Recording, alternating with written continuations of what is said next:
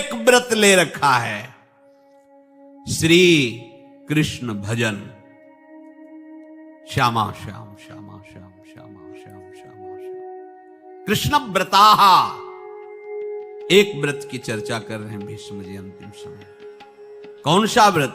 कृष्ण व्रताः, अखंड भजन। आप कुछ भी जीवन में हो जाए, अपने प्रभु का नाम नहीं छूटने देंगे, कुछ भी हो जाए। कमर कशो, सामर्थ्य है आप में। प्रभु ने आपको आध्यात्मिक शक्ति से युक्त मनुष्य शरीर दिया है।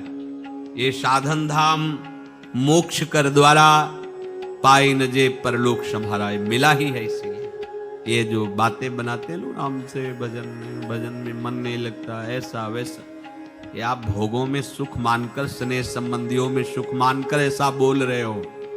आप में पूरी सामर्थ्य है भगवत प्राप्ति करने के लिए।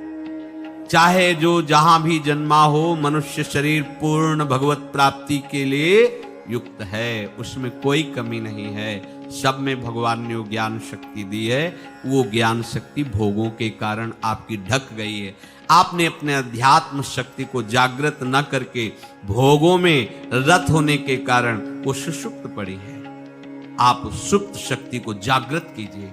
आप ही बड़े बड़े ब्रह्म ऋषियों को जो प्राप्त हुआ है वो प्राप्त कर सकते हैं। आप ऐसा नहीं, जब जगे तब सवेरा। देखो बड़े बड़े नीच कर्म करने वाले भी जब भगवान की शरण में होकर भजन किए तो महात्मा बन गए। तो थी ना उनमें ऊर्जा शक्ति। आप अपनी सुप्त शक्ति को जागृत कीजिए। क्या? कृष्ण व्रताः। आप एक व्रत लीजिए। क्या? कि मैं निरंतर श्री कृष्ण का भजन करूंगा। ये निरंतर शब्द बहुत प्यारा है। ये जो कुछ माला जप करके छूट देने वाली बात है, ये तो विषयी पुरुषों को भजन में लगाने के लिए है। लेकिन भगवत आनंद में डूबने के लिए, आवागमन से मुक्त होकर प्रेम धाम में वास करने के लिए निरंतर शब्द का प्रयोग है। सावधानी की बात करें। रात्रौच कृष्णम पुनरुत्थिताय। बहुत महिमाशाली बातें भीष्म जी वर्णन कर रहे हैं। रात में सोते समय बहुत सावधान हो जाना चाहिए उपासक को। वैसे तो हर समय सावधान, पर सोते समय ऐसे सावधान होना चाहिए जैसे मृत्यु के समय योगी जन अपने सारे इंद्रियों को समेट लेते हैं और अपने स्वरूप में, अपने प्रीतम के स्वरूप में लगा देते हैं। तुम रोज शयन के समय ऐसा अनुभव करो, मैं नींद में जा रहा हूं या मृत्यु में जा रहा हूं, इसमें कोई फर्क नहीं पड़ता। पता नहीं आंख खुले कि ना खुले। कितने ऐसे हैं कि सोते ही रह गए। आप अब बेहोशी की हालत में जा रहे हैं, नींद में जा रहे हैं, तो एक समय रखो कि आप अपनी शैया पर इतने समय ही जाएंगे। एक नियत समय रखो। हमने देखा है साधुकों का एक समय होता है कि 10 बजे हमें लेट जाना है, सोना नहीं, लेट जाना है। और लेटे हुए भगवत चिंतन करना। अब जब सो गए तो सो गए, नहीं सो गए तो उसमें हमें टेंशन नहीं लेना कि अभी नींद नहीं आई, 10:30 बज गए, 11 बज गए, ये नहीं। आंख मूंदी, मंत्राकार वृत्ति, तो बिना नींद की गोली के सो जाओगे। यह है ऐसा। भजन में मन लगाओ, सो जाओगे। जिनको नींद ना आती हो उनके लिए सही दवा है, आप नींद का चिंतन न करके प्रभु का चिंतन करने लगो। देख लेना आप कब सो गए पता नहीं चले। और अगर सौभाग्य से नींद ना आई तो नींद में जो इंद्रियों को पुष्टता मिलती है वो होता है संसार का विस्मरण। नींद में खास बात क्या होती है कि संसार का चिंतन छूट जाता है, फिर वो मस्त हो जाता है। उसमें जो ऊर्जा शक्ति वो जागृत होती। संसार के चिंतन से ऊर्जा शक्ति नष्ट होती, तो 4 घंटे 5 घंटे संसार के चिंतन से रहित पड़ा रहा सुषुप्ति में, तो उसे ऊर्जा शक्ति फिर आ गई।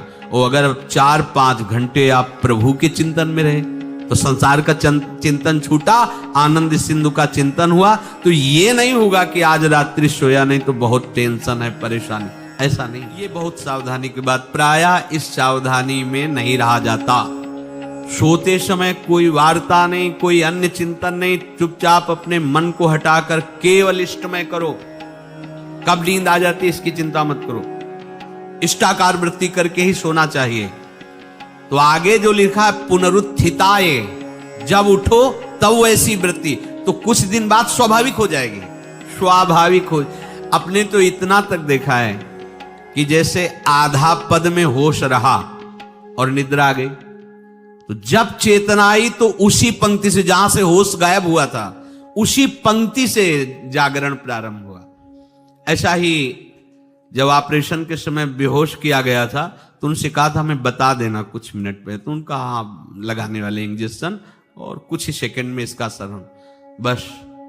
तो जो पद चलाया था, जब होश आया था तो वही पद चल रहा था, मतलब बेहोशी में वो पद अपना अधिकार किए हुए था। ऐसे नींद भी तुम्हारी भजन हो जाएगी, समाधि हो जाएगी, यदि आप सोते समय प्रभु का चिंतन करें। बहुत ही सावधानी की बात है। यदि इस जन्म में परम लाभ लेना चाहते हो तो इस श्लोक को अपना जीवन बनाओ। कृष्ण व्रताहा, हमारा जीवन का एक ही व्रत है कि हम अपने प्रीतम का भजन नहीं छोड़ेंगे, अखंड भजन। हमें ये नहीं देखना कि उपांशु मानसी को इसमें कितने गुना, हमें गुना बना नहीं देखना। हमें अपने प्रभु को बोलना नहीं। भजन में मन नहीं लग रहा, पद गा रहे हैं, जोर जोर से चिल्ला रहे हैं, नाम कीर्तन, हमें अपने प्रभु से जुड़े रहना है। कृष्ण व्रताहा, कृष्ण मनुस्मरंतो, हमारा निरंतर स्मरण चले, बस ये प्रयास रखना। जब निरंतर स्मरण की बात कह दी तो फिर आगे कुछ कहना नहीं चाहिए, पर खास बात इसीलिए कहा जाता है कि आप समझ जाओ। रात्रौच, जब कोई भी ब्रह्मचारी, कोई भी उपासक, कोई भी बैरागी, त्यागी, महात्मा सोते समय असावधान हो गया तो उसकी रात्रि बहुत गलत जाएगी। खास जब आप सैया पे शयन करते उस समय असावधानी हुई तो विकार छा जाएगा, ध्यान रखना। आपका चिंतन गलत हो जाएगा, आपकी चेष्टा गलत हो जाएगी। जागृत में ना सही तो स्वप्न में आप सावधान उस समय जरूर रहिए और उतना ही विश्राम कीजिए जितना आवश्यक हो। व्यर्थ में करवटें मत बदलिए, ये उपासक का स्वरूप नहीं होता।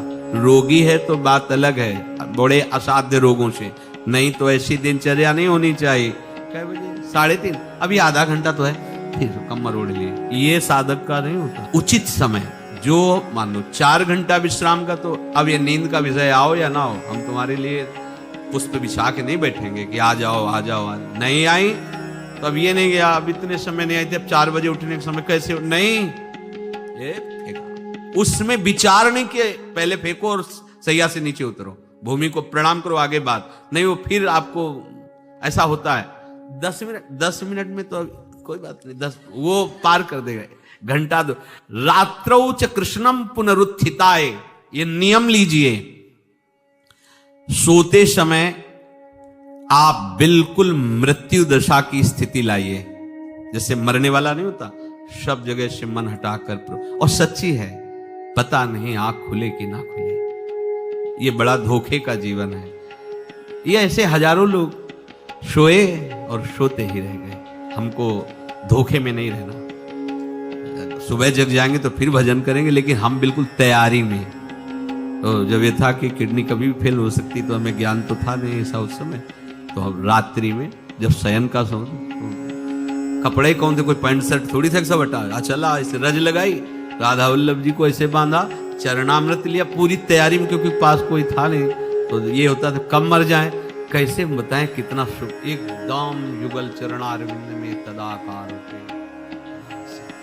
वो इसीलिए कहते हैं कि प्रतिकूलता और अव्यवस्था और दुख ये भगवत प्राप्ति का प्रधान साधन है। अव्यवस्था, प्रतिकूलता और दुख, ये अभ्यास उसी से। जब शाम के शयन करते तो पहले वृंदावन को प्रणाम करके और ऐसे भावना में प्रिया प्रिया कहते कि जैसे भी आपके अगर शरीर छूट जाता है रात्रि में तो आप धोखा ना करना, आप बुला लेना अपने। और कैसे बताओ उस समय कैसे भाव होते थे, कोई पास नहीं, कोई सुविधा नहीं, 1 रुपया नहीं, तो एकदम दैन्य था, एकदम कितना सुख मिलता, वो एकदम केवल भगवद आश्रित। तो रात्रौ च कृष्णम पुनरुत्थिताय, ये बहुत पकड़ने वाली बात है। रात्रि के समय कोई और चिंतन न बनने पावे। देखो अभ्यास, और उस समय खास करके विषय चिंतन बनता है।